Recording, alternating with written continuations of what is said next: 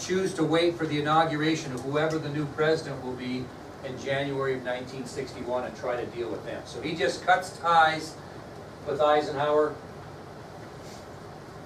He abandons any attempt to cooperate with the Eisenhower administration, and the Soviet Premier Khrushchev would simply choose to wait for the inauguration of the new president of the United States in January of 1961 to see how this would do.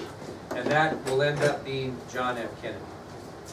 Now, let's go back to pilot Francis Gary Powers, whatever becomes of him. Well, he was tried and convicted of spying on the Soviet Union.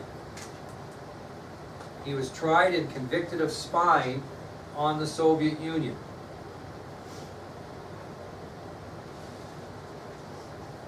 Well, he was sentenced to 10 years in a Soviet prison. 7 of those 10 had hard labor.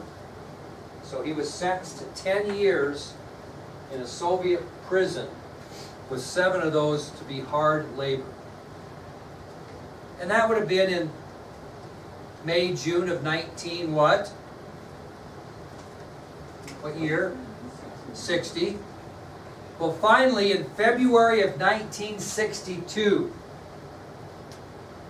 so about a year and a half, say, later, Gary Powers was exchanged back to the United States in return for a captured Soviet spy that we had in custody, Rudolf Abel.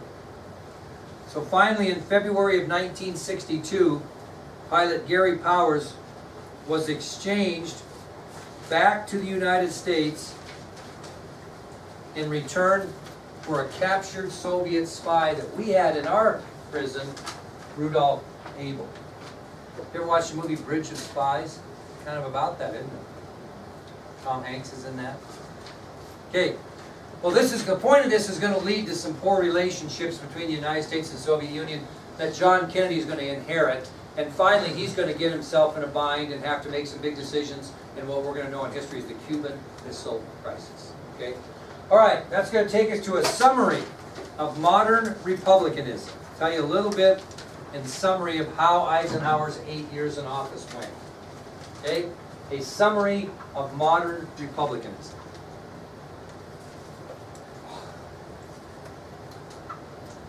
Now, when Eisenhower left office, in the minds of many Americans, his administration appeared to be just 8 years of very little change. And we talked about that. Stand patism. Didn't do anything really bad for the country, but didn't do anything progressive for the country. Just kind of 8 years of stagnant. Okay? Now, the two things that historians say was best accomplished during his 8-year presidency were these two things. What do you think they thought was the best accomplishment during his administration? We talked about it today. It happened in 1959. Yep, the admittance of Hawaii and Alaska into the Union was one of the two big accomplishments historians believe happened during the 8-year Eisenhower presidency. The admittance of Hawaii and Alaska. And you don't see the benefit of it near as much here in Wyoming, but the development of the interstate highway system. These interstates that run all over the United States were developed and constructed during the Eisenhower presidency. The interstate highway system. So those are some things they thought were good. The admittance of Hawaii and Alaska into the Union and the development of the interstate highway system. Some of the negatives were President Eisenhower was only able to balance the federal budget 3 times in his 8 years in office. That's not a very good record. He could only balance the federal budget 3 times in 8 years. Not good. Your goal is to budget it every year, balance the budget, and if you don't, it's kind of unusual. Well, he managed to balance the federal budget only 3 times in his 8 years in office. And by the time he left office, his administration had incurred the largest peacetime deficit in American history to that point. They had accumulated the largest peacetime deficit in American history up to that point. Now, because that Eisenhower didn't appear to get much done during his 8 years, And because he was only able to balance the federal budget 3 times in 8 years, and because the country had incurred the largest peacetime deficit in American history, these troubles are going to open the doors, and who's going to be the favorite to win the presidency in 1960? The Democratic Party. Okay? It was a very, very close election. We'll get to that. But it certainly opened the doors and ensured the Democrats would have a great shot to win the presidency. Okay, the last thing we're going to talk about in this test material is the story of Ernie Davis, the Express. And then when we get done with this lecture, I'm going to show you the movie, The Express.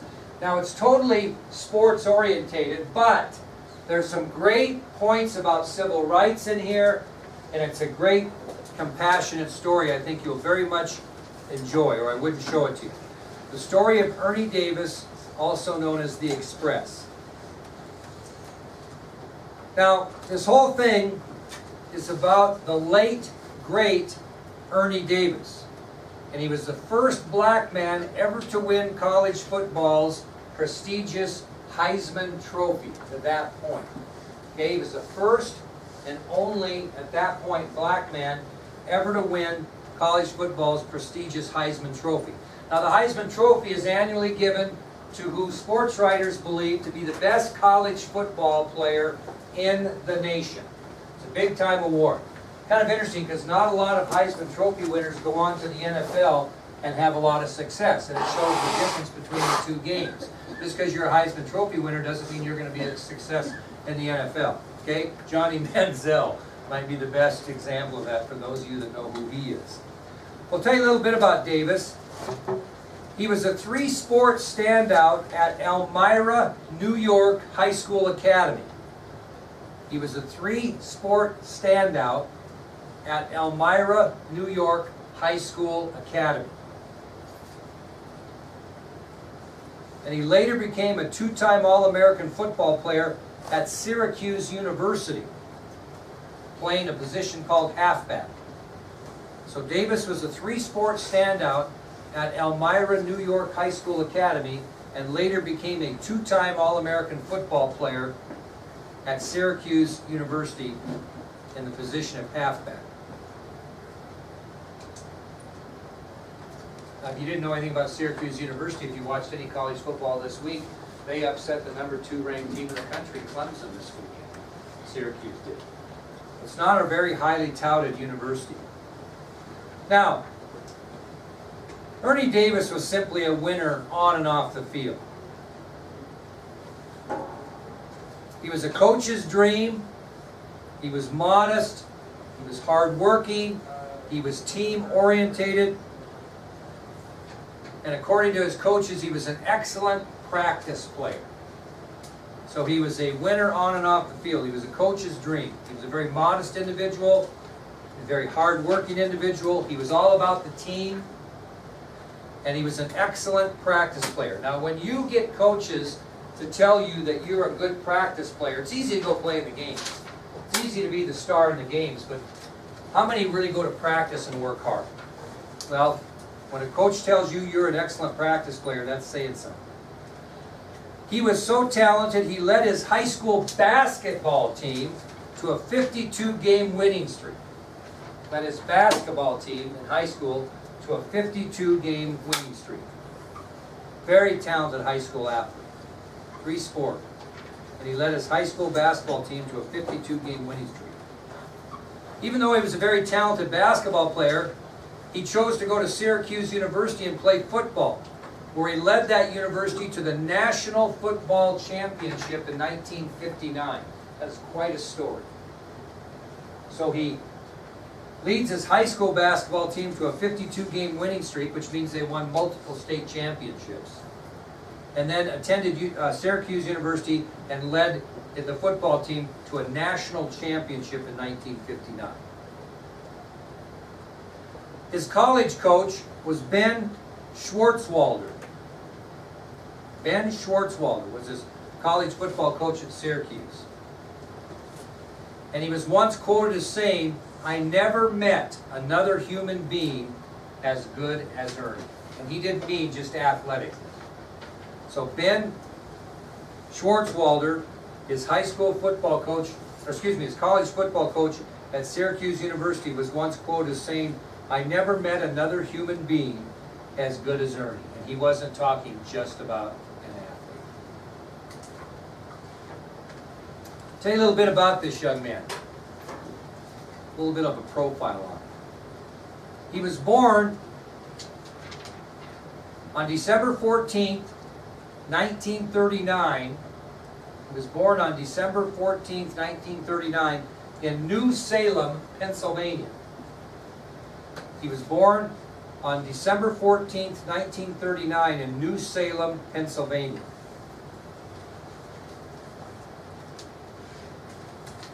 His parents separated shortly after he was born, and soon after that his father was killed in an accident. His parents separated shortly after he was born, and not long after that his father was killed in an accident.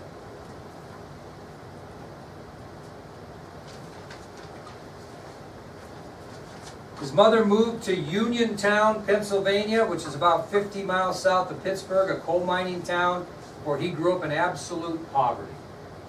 Okay? His mother then moved to Uniontown, Pennsylvania, which was a coal mining town about 50 miles south of Pittsburgh, and he grew up in total poverty.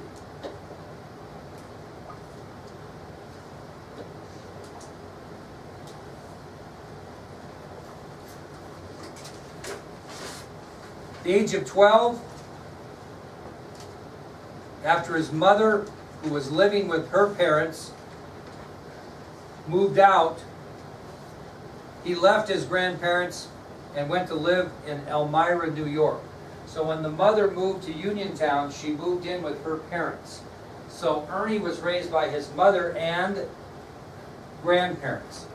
Mother finally got out on her own, and her and the stepfather moved to Elmira, New York, and Ernie moved with them there. And that's where he became an incredible athlete. He earned 11 letters at Elmira High School in basketball, football, and baseball. And he was so good in high school, professional scouts thought he could have played any three of those sports professionally. That's something, I'll tell you.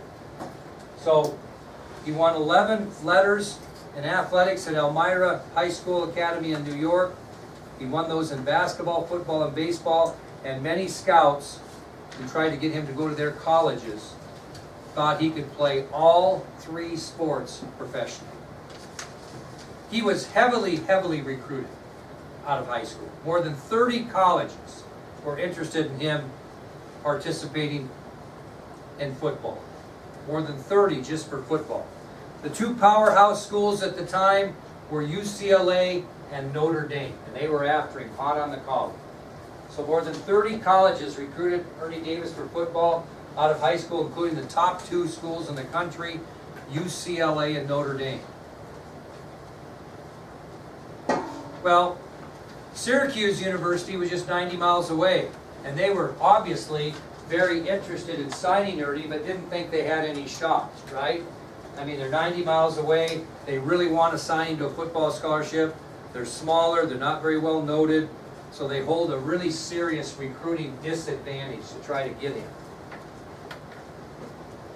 So how did he end up at Syracuse, do you think? What made him turn off the bright lights and go 90 miles away from home?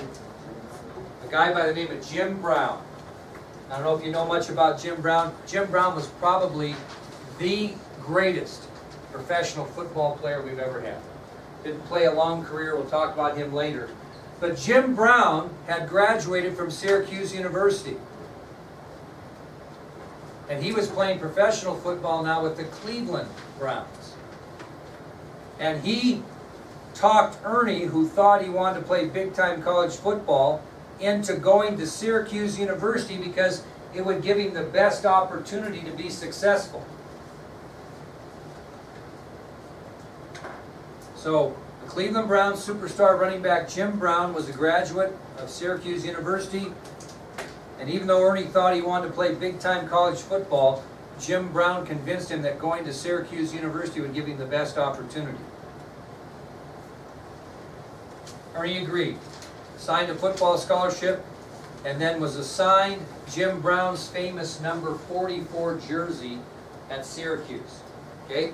Jim Brown wore 44 at Syracuse, and Ernie Davis would now carry on the torch and wear the same famous number 44 jersey. Now here's where it gets kind of off the sports syndrome. When he signed with Syracuse, he was what? The only what on the team? He was the only black player on their team.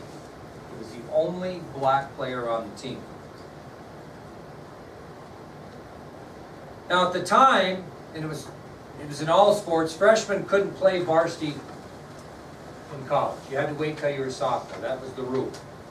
So he played on the freshman team, and he led the Syracuse freshman team to an undefeated season his first year at Syracuse, and then became a varsity starter and really the team's top player as a sophomore in 1959.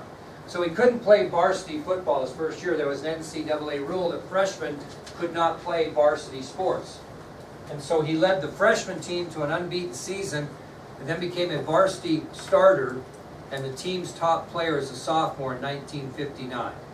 And we'll tell you tomorrow about Syracuse's magical 1959 football season, which results in a national championship, but also it's going to tie in with a lot of things like civil rights and some of those issues as well.